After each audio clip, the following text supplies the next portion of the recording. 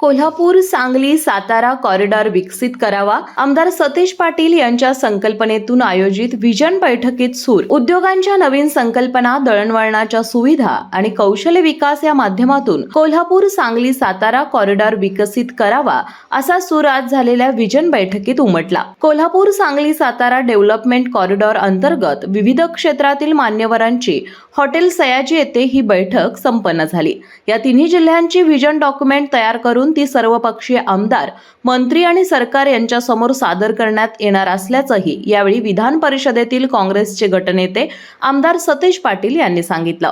आमदार सतेज पाटील यांच्या संकल्पनेतून कोल्हापूर, सांगली, सातारा डेव्हलपमेंट कॉरिडॉर अंतर्गत या तिन्ही जिल्ह्यातील विविध क्षेत्रातील मान्यवरांची एक व्हिजन बैठक आज हॉटेल सयाजी येथे संपन्न झाली.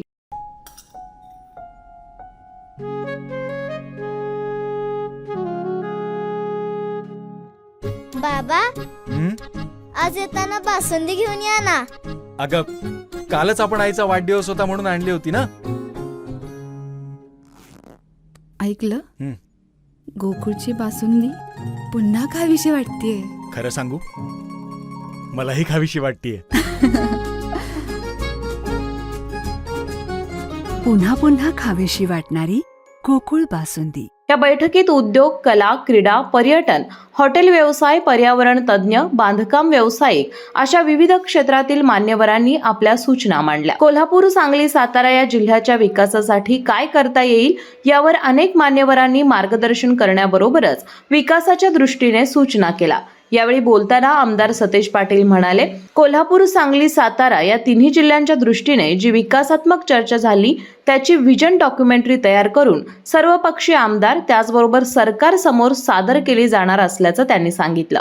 या बैठकीत कोल्हापूर, सांगली, सातारा या जिल्ह्यातील विविध क्षेत्रातील मान्यवरांनी सूचना मांडल्या.